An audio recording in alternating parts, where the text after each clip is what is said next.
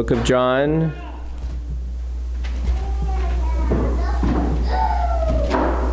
Chapter 1. So today is the third Sunday of Advent. A couple weeks ago we talked about what Advent meant. Advent being the... Children, do you remember what we kind of talked about Advent being? Yes, Nathaniel. Right, an adventure, something that we look forward to happening. And who did we talk about a couple weeks ago who were among the prominent, or not prominent, but who especially looked with anticipation to Jesus coming? There's a group of them. What, you guys remember who those people were? They would write about Jesus coming. They looked forward to it. There's a major league and a minor league. Is anybody? Prophets, right. The prophets. And we particularly looked at Isaiah. And so they looked forward to what would happen. Now John, he wasn't a prophet. Well, at least John the Baptist was. But John, who's writing, he got to see the first Advent happen. And that's what he writes about in the book of John, chapter 1. So we'll read through verse 14 to follow along. It says, "In the beginning was the Word." Everybody say, the Word. The Word. "And the Word was with God, and the Word was God. The same was in the beginning with God. All things were made by him, and without him was not anything made that was made. In him was life." Everybody say life. Oh, say it like you have life. Life. "In him was life, and the life was the light of men." One of the prophets said that, "Behold, the people who walked in darkness have seen a great light." Someone tell me, I can't remember, which prophet was that? It was Isaiah. Okay, good. Would have been my guess. Verse 5, "And the light shineth in darkness, and the darkness comprehended it not. There was a man sent from God whose name was John." John was the last of the prophets. "The same came for a witness, to bear witness of the light, that all men through him might believe. He was not that light, but was sent to bear witness of that light. That was the true light, which lighteth every man that cometh into the world. He was in the world, and the world was made by him, and the world knew him not. He came unto his own, and his own received him not." Think about it. Where was Jesus born? He was born in Bethlehem. Born in where? No, rural literal. In a barn.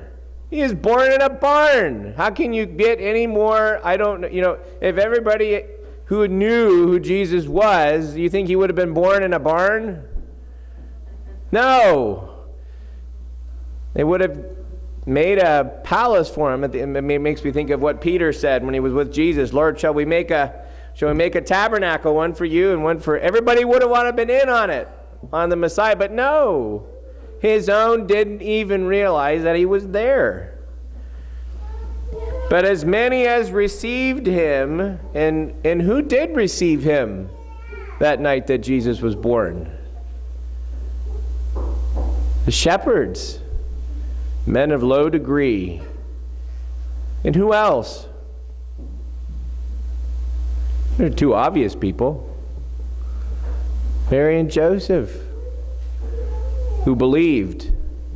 It says, "But as many as receive him, to them he gave them power to become the sons of God, even to them that believe on his name." And Mary and Joseph, I think the case could be made, were the two very first converts, because they believed.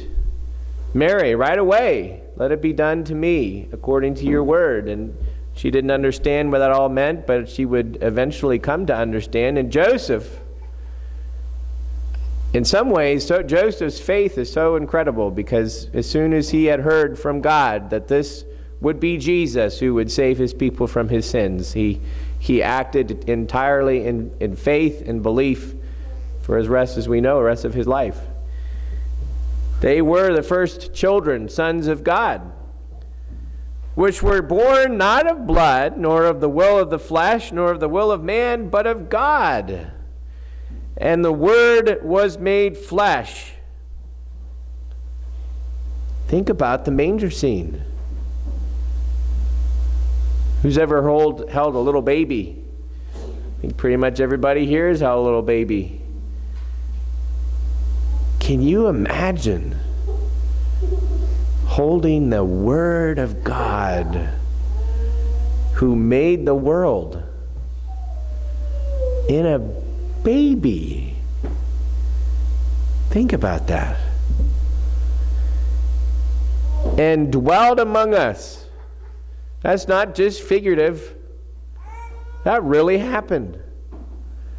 And we beheld his glory, the glory as of the only begotten of the Father, full of grace and truth.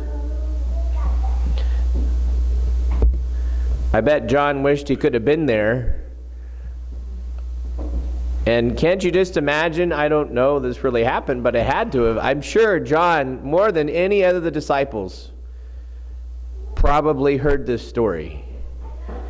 Who knows why? Why do you think John would have heard this story maybe more than other disciples? Yeah, guess who lived with John for, as far as I know, until she died?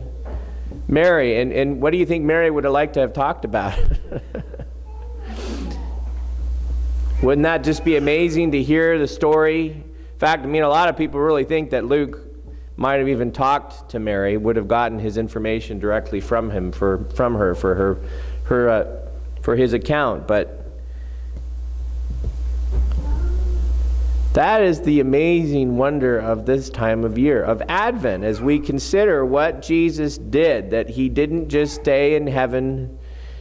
They didn't come up with some, distance program for redemption.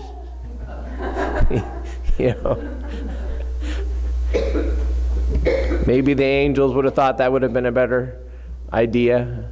The other group of people who are created beings who have always been excited about Advent, have been interested, are the angels. I don't think they don't understand it. They love the Lord, and I think it's one of the phrases, I think it's in 1 Peter. There are things that angels desire to look into. And they're not like us. They're not fallen, but they're also not made in God's image. They don't understand. And yet, because they're God's servants, they rejoice in the redemption that's happened. So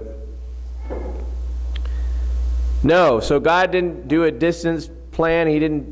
He came right in among us, as literal as you possibly came. He entered into a virgin's womb, went through the process of growing and being born, of being a helpless baby.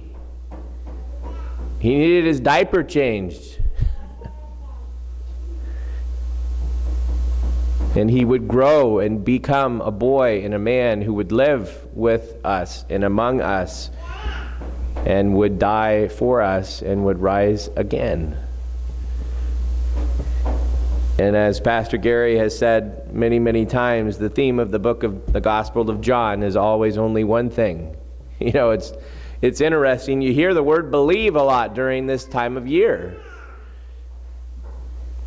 And of course, believing is absolutely true and important, but the question is, well, what are you believing? And more importantly, who are you believing in? As Pastor Gary said a couple weeks ago, there's only ultimately one command. And there's only one sin that cannot ever be forgiven. And that's to believe.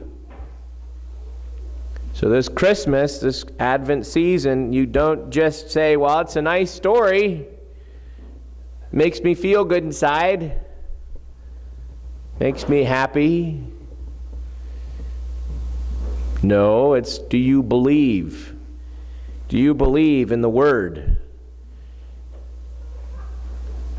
Are you one of those that God has given power to receive Him because you believed on His name? That's what our communion is all about. Could I have 2 men come up?